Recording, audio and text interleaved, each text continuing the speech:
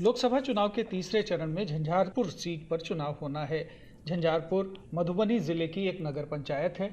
1972 में अस्तित्व में आने के बाद इस सीट से 1973 में यहां हुए पहले चुनाव में जनता ने भारतीय राष्ट्रीय कांग्रेस के पंडित जगन्नाथ मिश्र को चुनकर लोकसभा भेजा था। इस सीट से सबसे अधिक 5 बार देवेंद्र प्रसाद यादव जीते, 3 बार जनता दल से और 2 बार आरजेडी से। 2014 का चुनाव भारतीय जनता पार्टी के वीरेंद्र कुमार चौधरी जीते थे।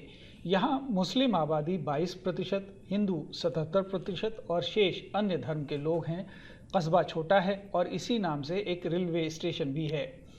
ये संसदीय सीट 6 विधानसभा क्षेत्रों खजौली, बाबूबढ़ी, राजनगर, झंझारपुर, फूलपरास और लौकहा से मिलकर बनी है। पिछली बार के विजेता रामप्रीत मंडल इस सीट से इस बार भी जदयू के टिकट पर एनडीए प्रत्याशी के रूप में अपनी किस्मत आजमा रहे हैं। अगर हम सुपौल की बात करें तो क्षेत्रफल के लिहाज से सुपौल कोसी प्रमंडल का सबसे बड़ा जिला है। ये धार्मिक महत्व भी रखता है। गणपतगंज में विष्णु मंदिर और धरहरा का महादेव मंदिर प्रमुख धार्मिक स्थल हैं। ज़्यादातर क्षेत्र कृषि आधारित है और धान, गेहूं, मूंग और पटसन की पैदावार अधिक होती है। लेकिन हर साल आने वाली बाढ़ से खेती को नुकसान होता है।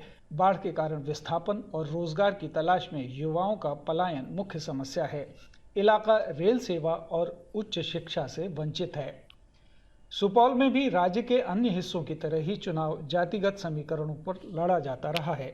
नए सीमांकन के बाद 2008 में अस्तित्व में आई इस सीट पर 2009 में विश्व मोहन कुमार जदयू से जीते, जिन्होंने रंजीत रंजन को 1,66,075 मतों से हराया।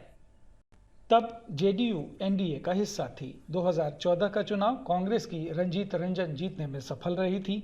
उन्होंने जदयू के दिलेश्वर कमैत को 23,500 से कम अंतर पर हराया था। पिछला चुनाव दिलेश्वर कमैत जीतने में सफल रहे थे। उन्होंने कांग्रेस की रंजीत रंजन को एक बड़े अंतर से हराया था। इस बार दिलेश्वर कमैत का मुकाबला इंडी गठबंधन के चंद्रहास चौपाल से है। अब बात करते हैं अररिया की। इसे साहित्यकार फणीश्वर नाथ रेणु की धरती भी कहा जाता है। सामाजिक, आर्थिक और शैक्षिक विकास में निचले पायदान पर खड़ा जिला यहाँ के विकास की सच्ची कहानी कहता है।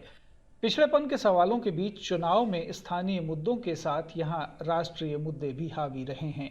2014 में यहाँ से आरजेडी के मोहम्मद तस्लीमुद्दीन ने बीजेपी के प्रदीप कुमार सिंह को लगभग 1.5 लाख वोटों से हराया था। उनकी मृत्यु के बाद 2018 में हुए उपचुनाव में उनके पुत्र सरफराज आलम विजयी हुए, लेकिन 2019 के चुनाव में सरफराज प्रदीप सिंह से हार गए।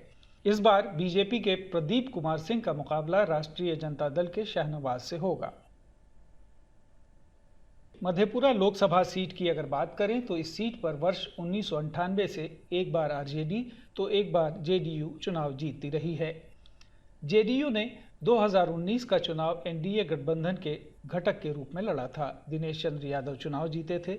जनता दल के कद्दावर नेता शरद यादव यहां से 1991, 1996, 1999 और 2009 में चुनाव जीते, तो उन्हें 4 बार ही हार का सामना करना पड़ा, यानी 1998, 2004, 2014 और 2019 में वे हारे। इस सीट से लालू प्रसाद 1998 और 2004 का चुनाव जीते, जबकि 1999 में उन्हें शरद यादव ने शिकस्त दी। इस बार मुख्य मुकाबला एनडीए के दिनेश चंद्र यादव और आईएनडीआईए के डॉक्टर कुमार चंद्रदीप के बीच है। अगर खगड़िया की बात करें तो विकास की दृष्टि से काफ़ी पिछड़ा जिला है ये। केंद्र की एनडीए सरकार ने इसे आकांक्षी जिले की श्रेणी में रखा है। पिछले 3 चुनावों से लगातार एनडीए गठबंधन यहां जीतता रहा है।